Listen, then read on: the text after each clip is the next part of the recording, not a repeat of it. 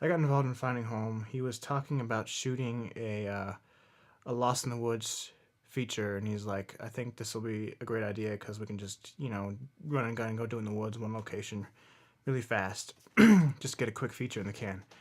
And I was like, I thought, yeah, whatever. Call me when you got it done.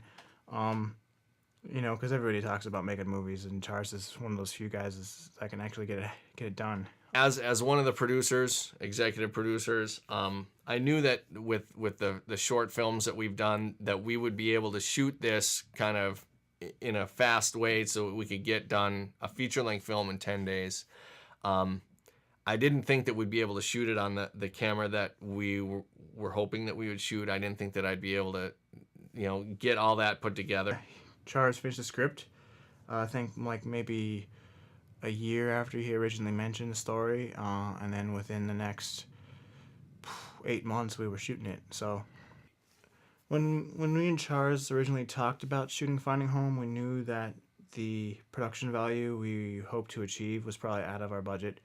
And then Stein managed to come on board and make it happen for us, so we were able to get some exciting new tools, like the Red camera. We were shooting 4K out there in the woods. I had an AC, Ryan Thompson, and I had a gaffer, Guy Harrelson, and that was pretty much the extent of our camera lighting crew, me, Guy, and Ryan. And we packed up two humongous 30-foot enclosed trailers full of so much stuff because I didn't know what to expect. It could rain, it could snow, it could be sunny, it could be cold, we're going to be day, it could be night, and I like to over-prepare for everything. Maybe it's the Boy Scout in me. We brought up like 3 trailers, ATVs, propane tanks, generators, food for 10 days, all the things that we could possibly need in any given situation, and situations where we hadn't even thought of, and we would have things that we could deal with. When everybody actually got the trucks and the trailers and the gear and the RVs and the personnel, and we were shooting along the way, on the way up to this location that's 4 or 5 hours away, once everything got there, I relaxed a little bit. That was my biggest concern, that a truck doesn't break down, we don't burn out a trailer, we don't blow something up just on the way there. Truly, as soon as we turned into the driveway of Camp Olympia, I just felt this magical thing happen inside of me, and it was so beautiful. And there were 7 or 8 little cabins and a main lodge. No cell service, no computer service out there. Essentially isolated for 9 days. Was so desolate and isolated that we only had to stop one time throughout the whole production for any kind of traffic, including air traffic. You were out of touch with everyone, and so it really helped bring this film, the crew and the cast, together in a special way that is very rare. The fact that no matter what needed to get done, wherever we needed to go, everyone was willing to do whatever it took, whether it was inside their job parameters or outside their job parameters.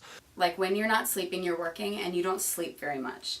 And these guys came in and were available to us constantly. Things were getting done, scenes were being set up, and we wouldn't even know about it, and they'd be working their tails off. When we were working that hard in the woods, things just kind of happen without you thinking too hard about it. And I'm glad people were able to keep up and stay on board with what was going on in my head. I know I'm not always the best communicator, but wow, I can't believe we made that happen. There were times when we didn't think we could finish it, and here we are. And as many shots as we had in this film, it never felt like they were a wasted shot. They never felt like they were for nothing. It felt like every shot that we were doing was for a reason, and every take that we did was for a reason. When we were shooting, people got better. People got better at their jobs. They were on point. They bonded and created an atmosphere that was able to make the art that we did better. Probably 95% of this movie or more was outside, and the only days that it rained was either when we weren't shooting or when it worked within the story itself.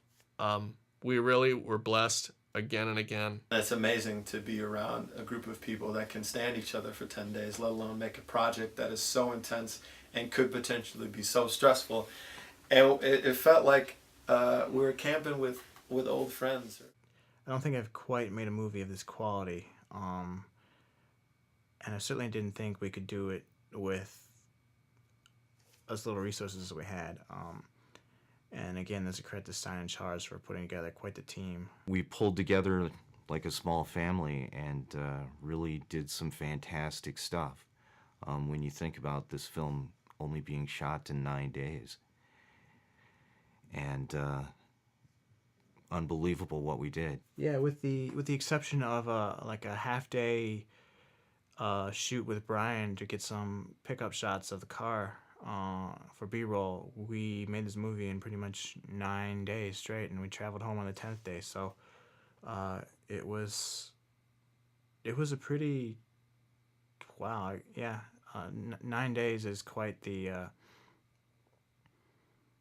9 days is quite the achievement. I don't know if I'd attempt to make a movie in 9 days again. I think perhaps this film should generate some more some attention to us as filmmakers and get us a bigger budget next time so we can do it right and more comfortably. And yeah, I'm looking forward to that day. It was fun for me to sit back and just watch everyone get along and work so hard and create stories for the film, behind the film, and about the film. And I just, the entire experience, I think for many people, just not myself, was really a blessed experience. And I think that shows up with what was captured.